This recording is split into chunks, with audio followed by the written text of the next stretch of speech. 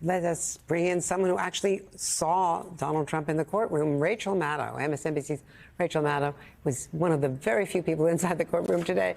Rachel, we were just reading her Google Doc. Fill in the gaps. What was it like?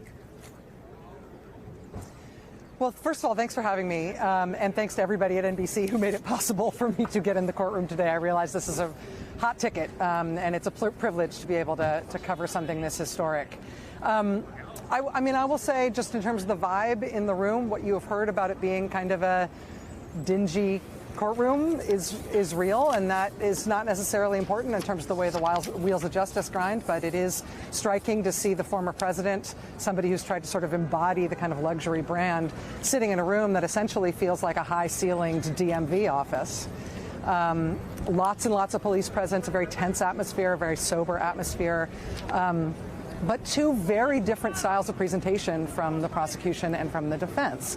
The prosecution was reserved. The prosecutor, Matthew Colangelo, who made the opening statement, read from prepared remarks, and it was a very cogent, very orderly, very reserved presentation. President Trump's defense was much more emotional. He appeared to be speaking sort of from talking points, and there was a lot of ad-libbing. There was then also not chaos, but a lot of kinetic activity when prosecutors started objecting to the opening statement. The judge called multiple times for the counsel to come and approach the bench and discuss those objections. Just two very different ways of presenting the case to the jury, both stylistically and in terms of the content. We got a real roadmap today as to how this case is going to go. You know, Rachel, one of the things that I keep hearing about and reading about is how complex this actually is, that when you want to make the dots go together, for some people, it's not going to rise to the level in their mind of a crime. And it's up, obviously, to the prosecutor to make that case that this isn't just about hush money. But here's why this is a felony offense under the law. Did they do that? Was it a clear, cogent story in your hearing, understanding that Rachel Maddow has more of an understanding of this case than the average juror might? But as a storytelling, and one of the things that many prosecutors have told me over the years is my job is to go and tell a story that's going to set the stage for the jury to believe and understand why I brought these charges. That's simple. Yes, and that is absolutely what you saw today from the prosecution. I mean, I don't know what the jury will ultimately decide. We don't know how the evidence will be presented. We don't know which side will be compelling ultimately in the minds of these 12 New Yorkers. But when the prosecution got up today, what they said was, without equivocation, without caveat, without parenthetical phrases, they said, this was this kind of a crime. This is how we know that he did it. This is what we're going to show you about how he did it, and there's going to be absolutely no doubt in your mind. It is going to be beyond a reasonable doubt in all of your minds that he did this. They presented it as both a serious case and an open and shut case. Now, I say that because you'd think that's sort of platonic ideal of any legal argument, but it was very different from the defense side. The defense argument was much more Baroque. It had many more asides. There was a digression from Todd Blanche about how you're going to hear us describe him as President Trump today. We're always going to call him president. That is a title that he has earned. He was running the country. He kept going back to things like that. After the judge instructed the jurors that the defense does not have to prove the innocence of Donald Trump, they just need to make sure that the prosecution doesn't prove without a reasonable doubt that he did it. Blanche, in fact, advanced a whole counterfactual. You know, those invoices for Michael Cohen were really about a legal retainer for his legal services, and there was no sexual encounter between Donald Trump and Stormy Daniels, and all of these other sort of counter narratives that might explain the evidence. That, again, we're not just connecting the dots, that were kind of a Baroque, detailed, elaborate story with a lot of emotion attached to it that the jury was expected, I think, to buy into as much with their heart as with their minds. So a much more cerebral, simple case from the prosecution. And Rachel, can you, I don't know from where you were sitting, but can you describe Donald Trump's affect, particularly when David Pecker came in and when he was testifying, or when he was being described by the prosecution? Yes, and I should say, in the courtroom, it's, President Trump's back is to all of us who are sitting as observers in the courtroom. There are monitors that are mounted in the courtroom where we can see a forward-facing view from him, but it's a little occluded. So it may be the people in the overflow room who were looking right at those monitors might have had a better look. But from where I was sitting, he seemed basically inert.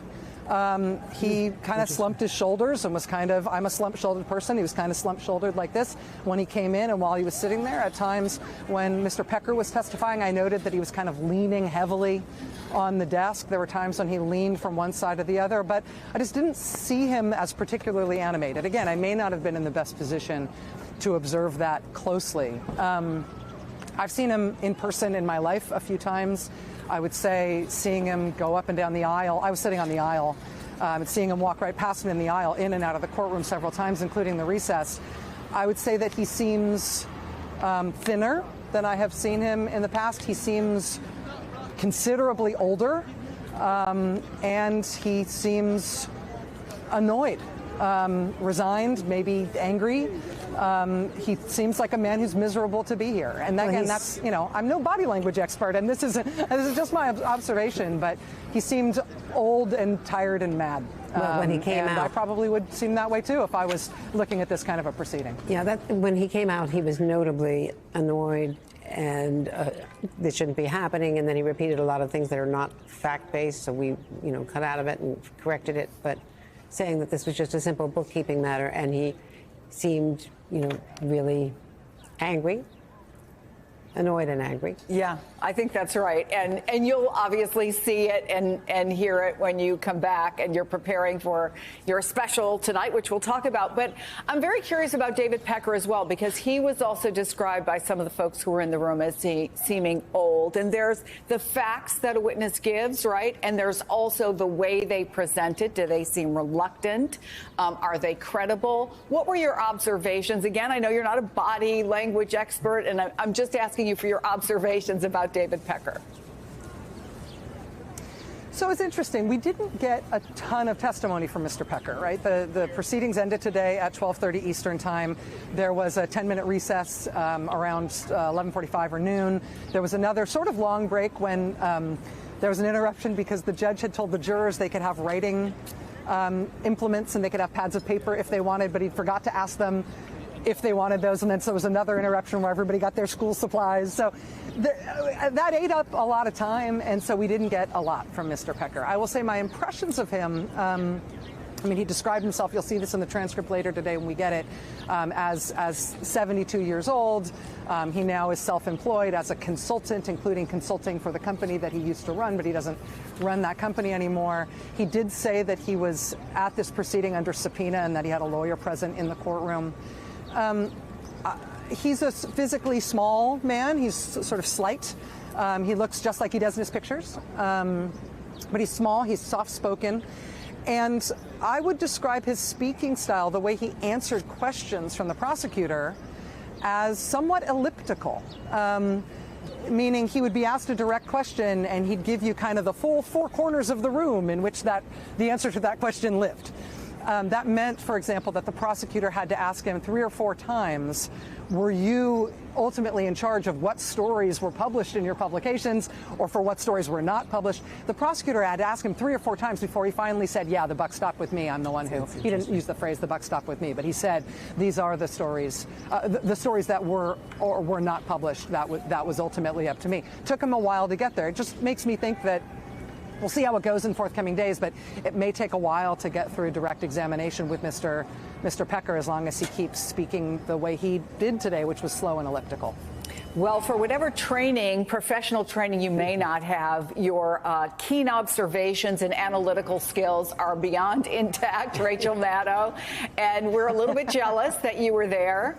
And thank you so much for coming out and talking to us. Hey, everyone. MSNBC has a new and improved app. You'll get real-time alerts and analysis, live blogs, in-depth essays, video highlights, and the best 2024 election coverage. Download the new MSNBC app. Here's how to do it. You tap on the App Store on your phone. You hit search on the bottom right corner. You type in MSNBC. You click on the MSNBC app. You click on Get or the cloud icon and enjoy it.